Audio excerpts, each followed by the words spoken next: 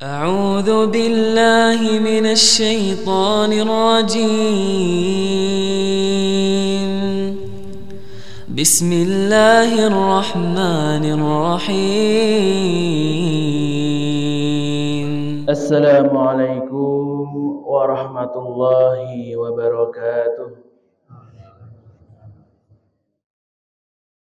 Alhamdulillah, innal hamdalillah nahmaduhu wa nasta'inuhu wa nastaghfiruh wa na'udzu billahi min shururi anfusina wa min sayyiati a'malina. May yahdihillahu fala mudhillalah wa may yudlilhu fala hadiyalah. Asyhadu an la ilaha illallah wahdahu la syarika lah wa asyhadu anna Muhammadan abduhu wa rasuluh. Alhamdulillah, segala puji marilah kita panjatkan kehadirat Allah Subhanahu wa taala yang telah memberikan kepada kita segala kenikmatan, mulai dari nikmat kesempatan waktu kita, nikmat kesehatan badan kita, dan tentu yang paling penting adalah nikmat keimanan dan keislaman dalam hati kita, sehingga pada pagi hari ini kita masih diberi kesempatan untuk melaksanakan sholat subuh berjamaah yang insyaallah akan diikuti dengan majelis ilmu sampai menjelang syuruk nanti. Salawat dan salam selalu kita aturkan kepada uswah hasanah kita, Nabi kita, Rasul kita, Nabi Muhammad sallallahu alaihi wasallam, kepada seluruh keluarganya, para sahabatnya, para tabiin, para tabiut tabiin, dan semoga kita semua selalu menjadi bagian dari pengikut beliau sampai hari berbangkit kelak. Amin amin ya rabbal alamin. Jamaah rahimani wa rahimakumullah, insyaallah pada kesempatan kali ini kita masih membahas bab tentang akhlak mulia ketika faham agama.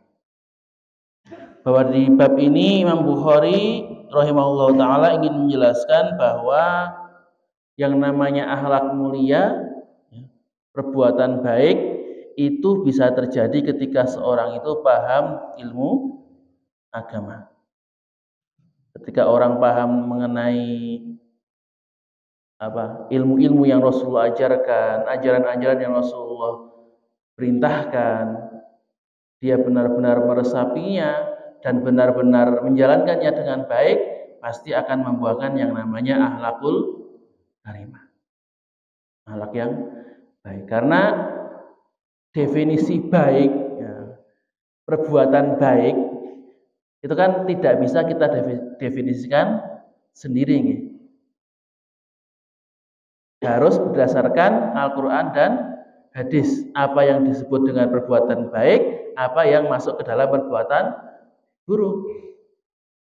Karena tidak semua yang kita sangka baik itu ternyata baik di mata Allah. Seperti firman Allah Ta'ala dalam surat Al-Baqarah, bisa jadi wa asa an takrahu syai'an wa huwa khairul lakum, wa asa an tuhibbu syai'an wa huwa syarrul lakum. Bisa jadi engkau itu menyukai sesuatu, mencintai sesuatu, menganggap sesuatu itu baik, tapi ternyata itu buruk bagimu. Tapi bisa jadi juga ketika engkau itu membenci sesuatu, menyangka bahwa itu buruk, ternyata itu malah sebuah kebaikan bagimu. Wallahu ya'lamu wa antum la ta'lamun. Dan Allah itu yang maha mengetahui, sedangkan kalian manusia itu tidak mengetahui. Inilah kenapa kalau kita mengatakan akhlak mulia, akhlak yang baik, maka definisi baik, pengkategorian sebagai akhlak yang baik itu harus kita sandarkan kepada Al-Quran dan hadis. Contohnya misalkan kok ada orang tadi bantu orang, itu kan dasarnya baik, dianggap baik, tapi ternyata bantu orang itu misalnya bantu maling motor, atau misalnya bantu jaga rumah judi. Ini kan dalam pikiran orang ini kan dia sedang berbuat kebaikan karena membantu orang, menolong orang lain. Tapi kan kalau menurut Allah itu adalah sebuah burukan karena dia menolong orang yang berbuat maksiat. Itulah kenapa kok di sini dikatakan bahwa akhlak mulia itu harus muncul dari orang yang paham mengenai ilmu agama. Karena dengan ilmu agama lah kita itu bisa benar-benar berakhlak mulia yang sempurna dengan berlandaskan dalil-dalil Al-Quran dan As-Sunnah. Pertemuan sebelumnya 2 minggu yang lalu kita sudah bahas 5 hadis. Jadi memang bab ini hadisnya agak banyak, ada sekitar 9 atau 10 hadis. Nah, insya Allah pada pagi hari ini kita masih melanjutkan, kita masuk ke dalam hadis yang nomor 6. Hadis ke-6 dari Abu Hurairah radhiyallahu anhu, ia mengatakan bahwasanya Rasulullah Shallallahu alaihi wasallam bersabda, "Tahukah kalian apa yang paling banyak menyebabkan manusia itu masuk ke neraka?" Maka para sahabat menjawab, Allah dan Rasulnya itu lebih mengetahui.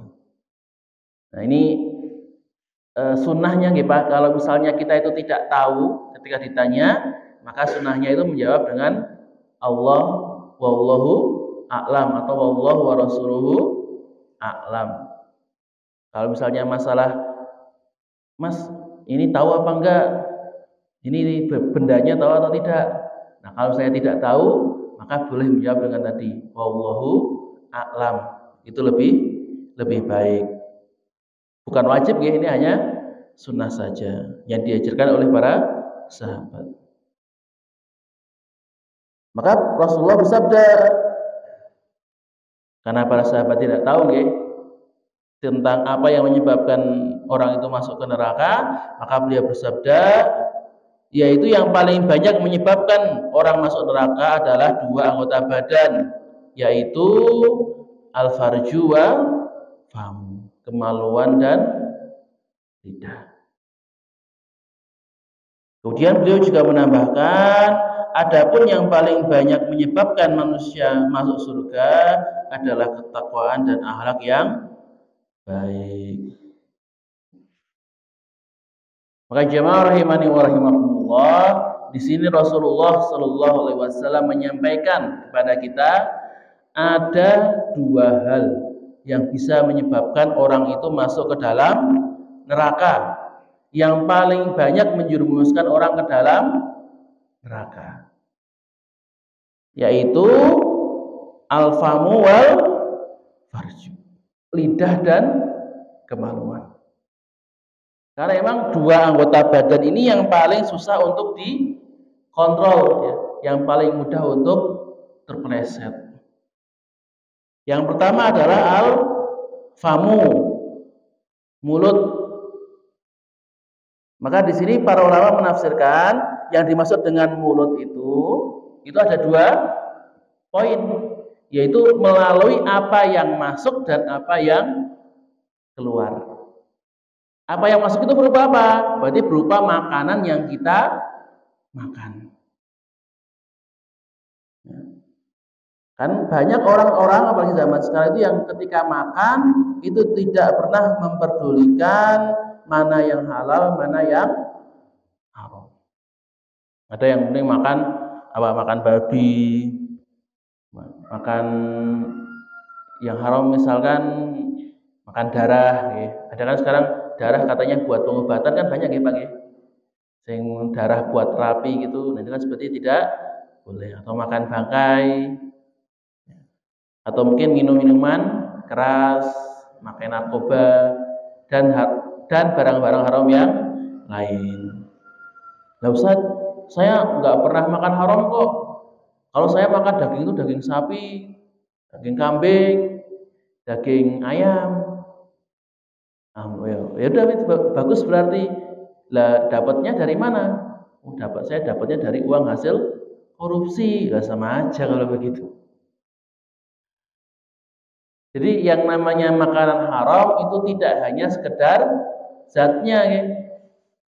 Jadi ada yang memang haram dari aslinya, dari makanannya sendiri yang haram. Tadi misalkan seperti babi, ya seperti yang Allah sampaikan dalam surat Al-Maidah ayat 3, "Hurrimat alaikumul maitata", bangkai, waddama, darah, walahmal hinzir, dan daging babi, wa ma uhillat li ghairillah, dan apa yang disembelih bukan atas nama Allah. Dan kemudian orang yang tercekek, yang tenggelam, yang jatuh, itu juga tidak boleh dimakan. Nah, yang kedua, selain tadi dari sisi zatnya, maka ada yang haram dari cara mendapatkannya. Misalkan tadi daging sapi, daging kambing kan hukum asalnya halal. Tapi karena dapat sapinya dari hasil maling misalkan, atau dari hasil mencuri, dari hasil malak, akhirnya yang halal itu menjadi yang haram. Maka Rasulullah pernah mengancam bahwa di dalam salah satu hadisnya, tidaklah daging yang haram itu tumbuh, melainkan akan dimasukkan ke dalam neraka. Daging yang tumbuh dari harta yang haram itu akan merasakan api neraka. Nah, kenapa harus hati-hati ya Bapak Ibu? Apa yang kita masukkan ke dalam mulut keluarga kita itu harus kita perhatikan. Itu halal atau tidak? Apakah haram atau tidak? Kemudian selain yang masuk dari mulut ke mulut tadi melalui berupa makanan, yang bisa menyebabkan orang masuk neraka juga yang keluar dari mulut, yaitu apa? Berupa perkataan kita. Ini apa? Orang yang sering ngerasani, sering menggibah orang, yang sering mengejek, merendahkan orang, mengadu domba, menjelek-jelekkan orang, mencaci maki orang lain, menghardik orang tua. Inilah perkataan-perkataan yang akan menyebabkan orang itu masuk ke dalam neraka. Dan kadang-kadang itu masalah perkataan ini tuh sering sekali disepelekan oleh orang. Kan sekarang itu orang itu kan kalau bicara itu kan nyeplos-nyeplos saja, tidak pernah mikir, tidak pernah peduli apakah perkataan baik atau buruk, langsung ngomong saja. Gak peduli apakah dia itu ngerasani orang lain, menyakiti orang lain, itu tidak dipedulikan. Padahal dalam Islam yang namanya perkataan itu suatu hal yang sangat penting. Satu perkataan, satu kalimat itu bisa membedakan antara surga dan neraka. Kalimat apa nih? Yang bisa membedakan antara surga dan neraka apa, Pak? Kalimat?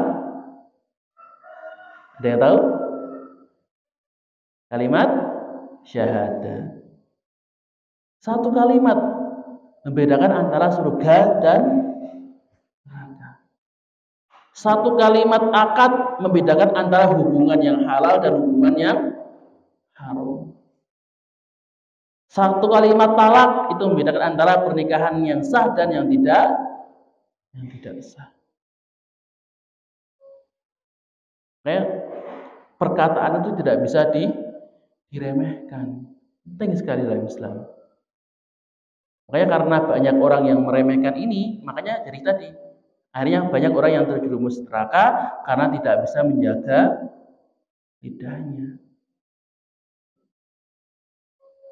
Dan termasuk dalam lisan ini adalah tulisan-tulisan kita. Karena kan dalam dalam zaman internet ini itu kebanyakan orang itu tidak pakai ngomong tok, biasanya sering komunikasinya lewat medsos, sering share lewat WA, grup WA, lewat Facebook, lewat Instagram. Nah, ini perkataan-perkataannya juga termasuk dari lisan kita. Karena itu kan perkataan yang keluar dari pikiran kita. Nah, ini juga lebih harus hati-hati karena kadang-kadang orang di internet itu jauh lebih berani, jauh lebih lugas, jauh lebih kasar dibandingkan kalau di dunia nyata. Lu banyak lupa gitu. Kalau di dunia nyata itu orangnya itu pendiam, gak mau ngomong, gak mau keluar. Tapi kalau begitu sudah pegang komputer, pegang HP, itu perkataannya itu jurojos banget. Kalau sudah mau mencaci maki orang itu sudah kelas dunia lah caci makinya itu ya. Sampai orang itu mungkin bahasanya kayak membunuh orang dengan caci maki itu bisa ya. Saking apa? Saking kasarnya, saking apa ya? Rusaknya bahasanya itu seperti itu. Karena kan ketika orang itu kan di internet itu biasanya dia itu lebih berani karena kan tidak melihat orangnya gitu, tidak berhadapan dengan orangnya. Jadi kalau ketika bertengkar, ketika ngerasani, ketika mencaci maki itu jauh lebih dahsyat. Dan semua ini kalau kita tidak hati-hati nanti akan ditanya oleh Allah Subhanahu wa taala di hari kiamat nanti. Dan yang kedua, ya penyebab kedua adalah syahwat. Syahwat berupa hawa nafsu kita, kemaluan kita. Kalau tidak bisa kita jaga, itu akibatnya sangat luar biasa.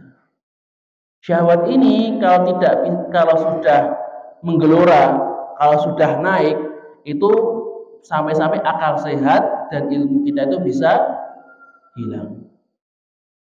Kan sering kita dengar ada ustadz yang berzina, ada kiai yang berzina. Dulu sedang rame ada pengurus pondok kok yang berbuat asusila terhadap santriwatinya.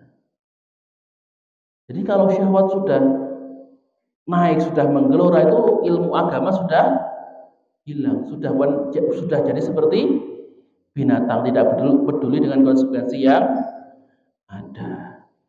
Inilah kenapa kalau dalam Islam itu mengenai syahwat itu aturannya sangat ketat ya. Mengenai zina itu yang dilarang dalam Islam itu bukan hanya zinanya, tapi seluruh jalannya itu ditutup oleh Islam. Mulai dari pandangannya, ya bagaimana kita tidak disuruh untuk menundukkan pandangan, perempuan disuruh untuk menutup aurat, laki-laki perempuan tidak boleh langsung memandang mata dengan mata. Kemudian bagaimana perempuan sama laki-laki tidak boleh bersentuhan, tidak boleh berpegangan tangan, apalagi goncengan, tidak boleh berhawat atau berdua-duaan, tidak boleh berpelukan apalagi berciuman. Itu semua dilarang dalam Islam. Karena step-step itulah ya, langkah-langkah itulah yang dari pandangan ke pegangan ke pelukan ke ciuman, dari ciuman baru bisa menjerumus ke dalam zina. Inilah kenapa Islam itu tidak hanya melarang zinanya, tapi melarang seluruh fasilitasnya, segala hal yang menjadi pendorong terhadap perbuatan zina. Karena apa? Tadi Allah itu ingin menjaga kita semua. Karena kalau sudah zina itu sudah merajalela, itu maka sudah dipastikan masyarakat itu pasti akan rusak. Kita lihat bagaimana di Eropa, di Amerika yang seks bebas itu sudah menjadi norma yang biasa, sudah menjadi hal yang biasa. Orang di sana itu kalau berhubungan badan itu seakan-akan sudah kayak mainan biasa gitu ya. Jadi bahkan anak SD, anak SMP itu berhubungan badan bukan suatu hal yang aneh. Bahkan kalau di sana itu orang itu kalau misalnya sudah SMA masih belum pernah bahasanya masih perjaka, masih gadis, belum pernah berhubungan badan, itu malah menjadi aib. Di sana itu kalau misalnya kok sudah mau kuliah, belum pernah pacaran, belum pernah tadi ngedate, belum pernah ke hotel bareng pacarnya, maka itu adalah sebuah aib. Dan kita lihat hasilnya bagaimana, betapa rusaknya sosial mereka, penyakit kemaluan di mana-mana, ya, penyakit menularnya, seksual STD ya, penyakit seksualnya itu betapa banyak penyakit seksual yang ada. Kemudian bagaimana banyak sekali anak yang lahir di luar nikah, yang akhirnya terlantar, yang tidak bisa dirawat oleh orang tuanya, yang akhirnya menjadi broken home children, ya anak broken home yang menjurus kepada kriminalitas. Banyak sekali itu seperti itu. Nah, inilah contoh bagaimana kerusakan masyarakat yang diakibatkan dari zina yang merajalela. Inilah kenapa kok Islam itu benar-benar melarang dari tadi perbuatan zina. Kemudian Rasulullah SAW menambahkan, selain ada dua hal yang menyebabkan orang masuk neraka, ada dua hal juga yang menyebabkan banyak orang itu masuk ke dalam surga. Jadi Rasulullah adil, ya, tidak hanya menakut-nakuti, memperingatkan, tapi juga memberikan berita gembira. Oh, ini loh, kalau masuk neraka itu karena ini. Tapi jangan khawatir, kalau mau masuk surga ada caranya yang lain. Apa itu caranya? Yaitu takwa dan akhlakul karimah. Bertakwa itu berarti punya hubungan baik dengan Allah. Kalau akhlak yang baik itu berarti punya hubungan yang baik dengan manusia. Kalau takwa itu berarti bentuknya dengan apa? Ya dengan ibadah kita, dengan baca Quran, dengan sholat, dengan mengaji. Itulah bentuk dari ketakwaan. Ya sedangkan kalau akhlak mulia, ya bentuknya berbuat baik kepada orang lain, berbakti kepada orang tua, sayang kepada anak dan istri, membantu sesama, membantu kerabat kita. Maka kalau kita mau masuk surga itu dua hal ini benar-benar harus ada dalam hidup kita, ya Pak. Kalau takwa saja itu tidak cukup. Kalau ibadah terus tapi kok sama orang lain berbuat dolim, berbuat buruk, ini bisa jadi nanti malah jadi seperti yang Rasulullah bilang, orang yang bangkrut.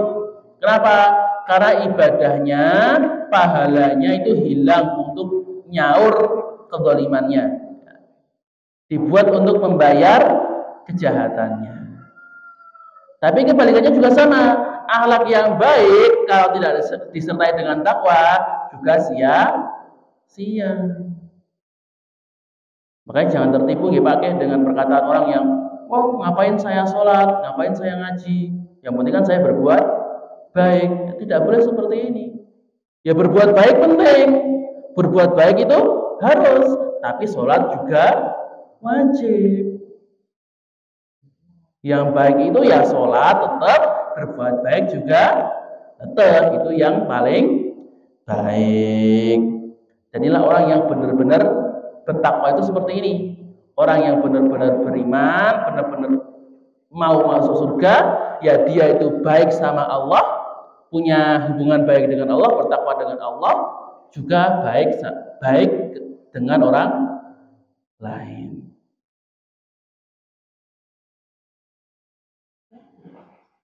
Kemudian rahimakumullah. Nah, ini kita masuk ke hadis yang nomor 7. Nah, ini dari Ummu Darda. Ia berkata, suatu malam Abu Darda, nah Abu Darda ini suaminya Ummu Darda. Ini kan dua pasangan suami istri yang solehah. Maka kan suami istri kadang-kadang ada nggih, kadang ada yang istrinya yang soleh cuma suaminya atau ada yang istrinya solehah atau suaminya enggak juga ada. Nah, yang dua-duanya tidak soleh juga ada. Nah, kalau di sini kita membahas mengenai sebuah pasangan para sahabat yang merupakan orang paling soleh dan solehah di generasinya. Maka Ummu Darda ini suatu malam melihat Abu Darda suaminya itu bangun untuk sholat, jadi sholat malam gitu. Dan ia itu menangis seraya berdoa. Berdoanya apa? Ya Allah, Engkau telah memperindah wajahku, maka perindahlah akhlakku. Ini seperti doa berjamin gitu. Allahumma kama hasanta khalqi fahasin khuluqi. Ya Allah, sebagaimana Engkau sudah memperindah tampilanku, perindahlah akhlakku. Itu beliau itu berdoa seperti itu terus diulang-ulang terus sampai pagi. Maka Abu itu Ummu Darda bertanya, istrinya itu bertanya, heran gitu loh. Wahai Abu Darda, suamiku, kenapa kok doamu tadi malam itu tentang akhlak, terus itu doa tentang minta akhlak yang baik itu diulang terus tidak ada doa yang lain.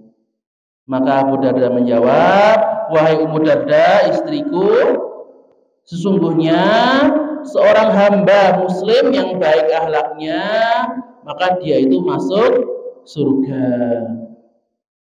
Dan yang buruk akhlaknya akan masuk neraka. Dan seorang muslim juga diampuni dosanya ketika ia tidur. Maka di sini Abu Darda menceritakan bahwa salah satu penyebab tadi orang itu bisa masuk surga, seorang muslim bisa masuk surga itu adalah karena akhlaknya yang baik, bukan karena dia itu ganteng, bukan karena dia itu cantik, bukan karena hartanya itu banyak, bukan karena dunianya, tapi karena ketakwaannya dan akhlaknya yang baik.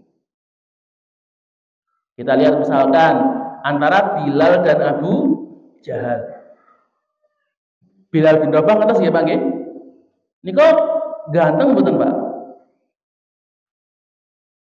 Nek sahabat Bilal niku ganteng mboten? Tergantung definisi ganteng nggih. Tapi secara fisik mboten ganteng, Pak. Bilal itu jelek mukanya. Kulit hitam nggih, kulitnya hitam gelap karena orang Afrika. Rambutnya berantakan, bekas budak lagi kan, kalau bekas budak nggak pernah perawatan gitu, nggak pernah ada perawatan. Kaya atau tidak? Tidak, miskin sekali tidak itu bekas budak kan gitu, tidak punya harta, tidak punya usaha. Tapi walaupun tidak ganteng, tidak kaya, tapi Rasulullah mengatakan sandalnya Bilal, suara langkahnya Bilal itu bahkan didengar oleh Rasulullah di surga. Ini orang yang tadi, Pak. Orang yang tidak ganteng, tidak kaya, tapi bisa masuk surga karena ketakwaannya, karena akhlaknya. Tapi misalnya Abu Jahal. Abu Jahal itu ganteng, Pak. Bahkan nama Jahal itu dikatakan artinya itu ganteng. Salah satu orang yang paling ganteng di kaum Quraisy. Kemudian dia juga orang kaya. Abu Jahal itu kan pembesar Quraisy ya, Pak, ya, petinggi Quraisy, kekayaannya itu banyak. Tetapi dia itu malah masuk neraka. Abu Lahab juga sama. Ya. Bahkan Abu Lahab, kalau Abu Lahab itu Allah itu sudah memvonis bahwa Abu Lahab itu masuk neraka bahkan sebelum Abu Lahab itu meninggal, saking kafirnya, saking buruknya itu perbuatannya. Kok tahu? Karena surat Abu Lahab, surat Al-Lahab, ya, tabat yada Abi Lahabin wa tab, yang menceritakan tentang bahwa Abu Lahab sama istrinya itu akan masuk neraka. Itu turun sebelum Abu Lahab itu meninggal. Jadi sebelum meninggal sudah divonis masuk neraka. Jadi akhirnya setelah meninggal itu tidak pernah beriman. Ini saking jahatnya itu cuma Abu Lahab saja loh, Pak. Hanya Abu Lahab itu yang sudah Allah katakan tabas yada Abi Lahabin wa tab. Binasalah kedua tangan Abu Lahab. Bahkan sebelum Abu Lahab itu meninggal. Inilah kenapa jamaah rahimani wa rahimakumullah, yang namanya fisik, muka, ya, kekayaan di dunia itu tidak akan menyebabkan orang itu bisa masuk surga. Ini orang yang masuk surga itu adalah karena apa? Karena akhlaknya yang baik, karena perbuatannya yang baik. Kemudian Abu Darda di sini mengatakan bahwa ada seorang muslim yang diampuni dosanya ketika tidur. Maka Ummu Darda penasaran, kok bisa seorang muslim itu diampuni dosanya ketika ia tidur? Kan biasanya kan diampuni dosa ketika apa? Ketika sholat. Ketika sholat malam memohon ampun, maka diampuni dosanya. Ketika berbuat baik, maka akan diampuni dosanya. Nah ini kok bisa ketika dia itu tidur, sedang istirahat, gak ngapa-ngapain, kok dosanya tetap diampuni? Bagaimana bisa? Kan heran tuh Darda. Maka Abu Darda menjawab, itu bisa seperti ini kenapa? Maka dia menjawab, saudaranya itu telah bangun malam dan sholat tahajud, lalu ia berdoa untuk dirinya dan Allah mengabulkannya, serta berdoa untuk saudaranya dan Allah pun mengabulkannya. Jadi bagaimana seorang itu diampuni dosanya ketika tidur? Karena ada saudaranya yang bangun malam, sholat tahajud, kemudian dia mendoakan dirinya dan temannya tersebut. Contohnya, ini ada dua orang, si A dan si B. Nah, si A ini tidur, ya pada malam hari itu tidur, tidak bangun. Sedangkan si B ini bangun untuk sholat tahajud. Kemudian si B ini dia berdoa untuk dirinya sendiri dan dikabulkan oleh Allah Ta'ala.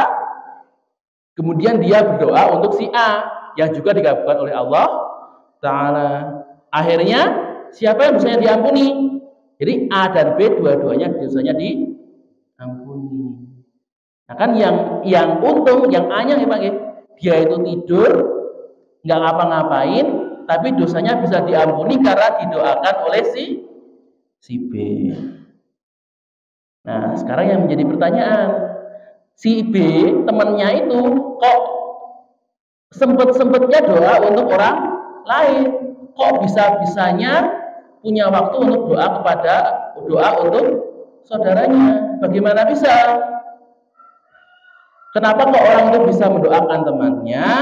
Ya karena apa? Karena si A itu tentu akhlaknya baik, orangnya sangat baik, perhatian sama si B, yang akhirnya membuat si B itu berterima kasih, ya, si B itu peduli sama si A, si B sayang sama si A, akhirnya mendoakan si A itu di dalam sholatnya.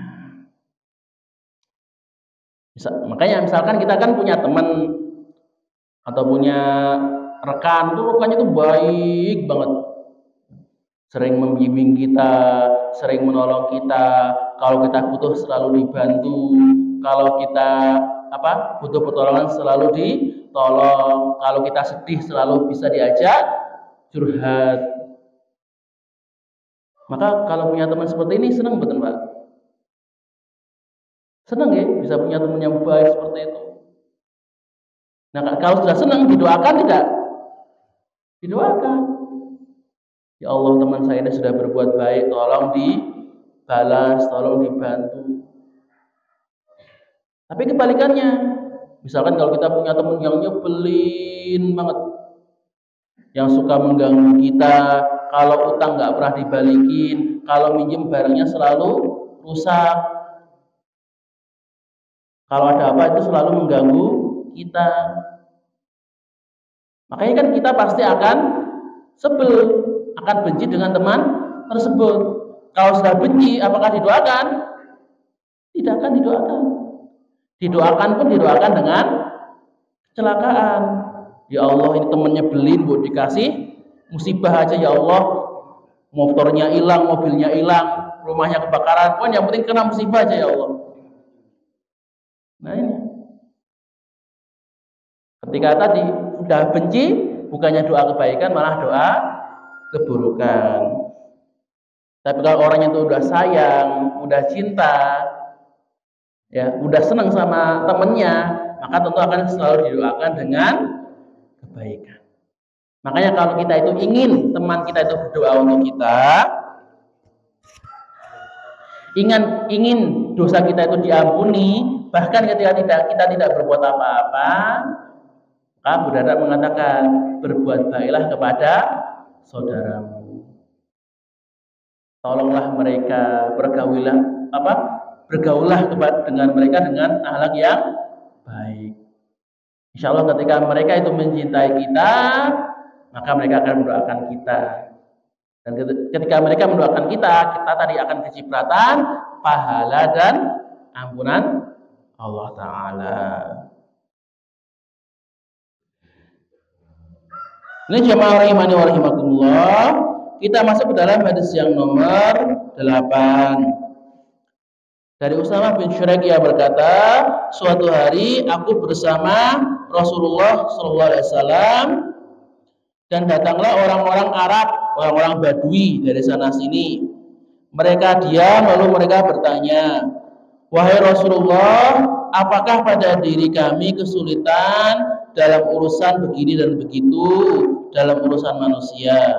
Maka beliau menjawab, wahai hamba-hamba Allah, sungguh Allah menurunkan kesulitan hanya kepada orang yang berbuat zalim, maka itulah kesulitan dan kecelakaan. Hadis Rasulullah menyampaikan bahwa setiap musibah yang kita terima, ya kalau kita masuk hidup kita itu susah, hidup kita itu sulit, maka semua kesulitan itu datangnya dari Allah. Dan Allah itu memberikan kesulitan itu karena perbuatan kita sendiri. Bahwa Allah itu tidak pernah menzalimi hambanya, ya, tidak pernah mengirimkan kesulitan tanpa ada sebab. Bahkan Allah tekankan bahwa apa yang menimpa kita, apa yang terjadi pada kita, maka semuanya itu adalah akibat dari perbuatan kita sendiri. Inilah kenapa kalau misalnya kita itu ditimpa musibah, ya, ditimpa kesulitan, kesusahan, maka sikap yang pertama jangan langsung marah-marah, jangan langsung berusullah, jangan langsung bahasanya mengeluh sama Allah. Ya Allah, kenapa kok saya ditimpa seperti ini? Kenapa kok saya ditimpa musibah seperti ini? Tapi apa yang pertama kali kita lakukan adalah muhasabah diri kita. Wah, saya ini dapat musibah, sudah dosa apa saya itu? Punya kesalahan apa yang harus segera saya taubati, yang harus segera saya stop, yang harus saya segera dihentikan. Jangan sampai tadi ketika kita melalaikan, ya, membiarkan maksiat kita, yang akhirnya itu membinasakan diri kita sendiri. Maka mereka bertanya lagi, wahai Rasulullah, bolehkah kami bertaubat? Maka beliau menjawab, ya wahai hamba-hamba Allah, silakan bertaubat. Sungguhnya Allah itu tidak menurunkan penyakit kecuali juga menurunkan obatnya, kecuali satu penyakit. Maka tadi obat dari obat dari perbuatan buruk itu adalah dengan bertaubat. Solusi dari maksiat itu adalah bertaubat. Benar-benar menyesali perbuatan kita, menyesali kesalahan kita, dan berjanji tidak akan mengulanginya. Inilah insya Allah yang bisa menghalangi musibah itu turun kepada kita, menghalangi kebinasaan yang Allah turunkan kepada kita. Dan Rasulullah menekankan bahwa setiap penyakit itu ada obatnya. Jadi apa yang penyakit yang ada di bumi ini, Allah juga turunkan obatnya. Maka kalau misalnya ada penyakit yang katanya tidak ada obatnya, itu memang berarti memang obatnya saja yang belum ketemu. Tapi Allah sudah yang pasti ada obatnya. Kecuali satu penyakit. Apa itu penyakitnya? Rasulullah mengatakan itu adalah penyakit tua. Jadi kalau misalnya sudah tua, ya itu sudah tidak bisa diobati. Makanya kalau orang tua umur sudah 80, 90, okay, masih penikiran pun banyak yang pun simbah-simbah, okay. Kalau misalnya merasakan telinga sudah berkurang pendengarannya, mata sudah burem, badan sudah lemes, itu mau dibawa ke dokter sekalipun ya tidak ada obatnya. Kan dokter langsung tanya, Pak, Saya periksa telinga, Pak Dokter, kok telinga saya pendengarannya masalah. Lah, Bapak umurnya pinten, Pak? Wah, saya umurnya 80 tahun. Ya kalau kata dokter bagaimana? Ya niki umur, Pak. Sudah waktunya. Ya nggak bisa, nggak mungkin dikasih obat, nggak akan dikasih obat. Memang itu tidak ada obatnya. Mata buram, penglihatan sudah susah, ingatannya sudah sering lupa. Ini tidak ada obatnya. Kemudian mereka bertanya lagi, wahai Rasulullah, apa yang terbaik yang diberikan kepada manusia? Maka beliau menjawab adalah akhlak yang mulia. Maka yang paling baik, ya, karunia paling istimewa, harta yang paling utama itu bukan kekayaan, bukan uang, bukan tanah, bukan motor, tapi apa? Adalah akhlak yang mulia. Karena akhlak inilah yang banyak memasukkan orang itu ke dalam surga. Kemudian jamaah rahimani wa rahimakumullah, kita masuk ke dalam hadis nomor 9 dari Ibnu Abbas radhiyallahu anhuma. Ia telah berkata, Rasulullah itu adalah orang yang paling suka berderma. Nah, ini sudah pernah kita bahas ya, soal sikap dermawannya Rasulullah, terutama ketika di bulan Ramadan saat ditemui oleh Jibril. Setiap malam di bulan Ramadan itu Jibril menemuinya dan beliau membacakan Al-Quran. Nah, jadi di sini hadis ini membahas tentang sifat dermawannya Rasul, dan Rasul itu adalah orang yang paling dermawan di muka bumi ini. Ya. Jadi ketika memberi itu dengan segala yang ia miliki, dengan hartanya, dengan tenaganya, semuanya diberikan kepada orang lain. Jadi kalau Rasul itu kalau beri langsung nyes gitu, langsung punya apa langsung diberikan, punya apa itu langsung diberikan. Makan besok nggak pernah dipikirkan, besok makan apa, besok pakai apa, butuh atau tidak, itu tidak pernah dipikirkan. Langsung semuanya dikasihkan kepada orang yang membutuhkan. Dan puncak dermawannya itu ketika Ramadan, di mana di bulan Ramadan itu Nabi itu didatangi oleh Jibril. Buat apa? Untuk setoran Al-Quran. Maka disinilah juga Jibril mengajarkan tentang urutannya Al-Quran. Kan ketika Al-Quran turun kan tidak urut ya Pak ya. Turunnya kan acak sesuai dengan asbabun nuzulnya.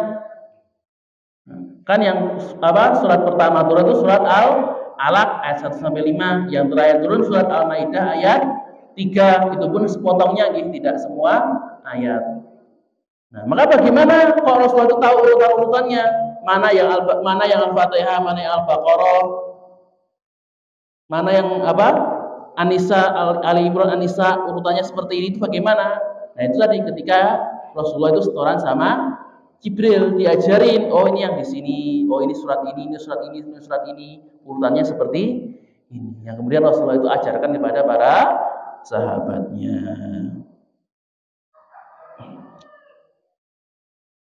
Nah, kemudian Ibnu Abbas menambahkan bahwa ketika bulan Ramadan ini beliau itu paling suka berderma melebihi angin yang berhembus. Jadi Rasulullah itu dermawannya sepanjang tahun ya. Setiap hari itu dermawan. Cuma ketika bulan dermawan itu, ketika bulan Ramadan dermawannya itu lebih lagi, nambah lagi, lebih besar lagi. Maka tadi dikatakan infaknya itu seperti angin yang berhembus. Maksudnya bagaimana seperti angin yang berhembus? Yang pertama itu cepatnya. Kan kalau angin itu kan ketika berhembus cepat ya. Bus itu kan cepat sekali ya angin itu ya. Maka Rasul juga ketika sedekah itu cepat. GPL kalau orang bilang ya. GPL ngetes Pak? Enggak pakai lama. Dia kan butuh langsung beri. Nggak ada nanti, nggak ada besok-besok, kan ada orang yang butuh langsung dikasih. Kalau pas nggak punya uang, dijanjikan terlebih dahulu. Oh nanti ya kalau sudah punya uang saya kasih. Atau kalau nggak diarahkan kepada sahabat lain yang bisa membantu. Kalau memang benar-benar butuh segera. Itu cepatnya. Kemudian yang kedua, terus menerus. Kan kalau angin itu kan kalau berembus terus gitu ya Pak ya. Selalu jalan terus. Ya tadi beliau itu dermawannya itu terus menerus sepanjang tahun gitu. Setiap saat itu selalu dermawan, tidak pernah putus. Beda sama kita. Ya mohon maaf ya, itu kadang saya sendiri juga seperti itu. Kalau pas denger habis pulang kajian, habis denger baca artikel, denger ayat, lagi pengen memberi gitu nggih. Wah saya lagi pengen dermawan. Tapi begitu lama nggak ngaji, langsung balik medit lagi. Masih kalau mau infak itu masih eman. Jadi naik turun, kadang seneng, kadang pengen memberi, kadang males. Beda sama Rasulullah yang dermawannya itu terus-terusan. Dan yang ketiga itu luas. Kan kalau angin berembus itu kan luas nggih. Meniup ke mana-mana.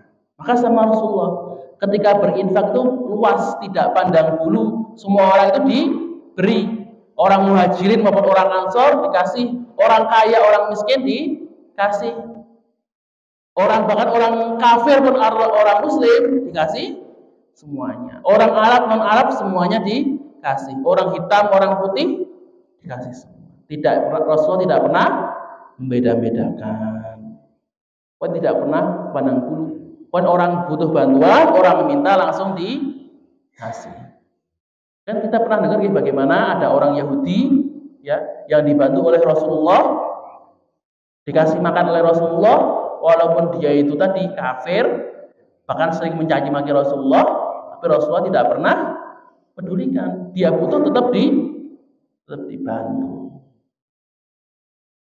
Inilah bagaimana infak Rasulullah yang seperti angin tadi. Cepat, infaknya itu cepat ya, terus menerus dan menjangkau ke seluruh kalangan. Jemaah rahimani wa rahimakumullah. Mungkin karena ini sudah mendekati masuk waktu syuruk, saya cukupkan sampai di sini terlebih dahulu. Sebelum saya tutup, monggo ada pertanyaan terlebih dahulu dari Ibu, dari Bapak-bapak. Nah, tidak ada. Mungkin saya cukupkan sampai di sini. Jika ada salah kata maka datanya dari diri saya sendiri dan saya mohon maaf sebesar-besarnya, dan jika ada kebenaran maka datanya dari Allah Subhanahu wa taala. Nun wa qalamin wa ma yasturun fastabiqul khairat. Assalamualaikum warahmatullahi wabarakatuh.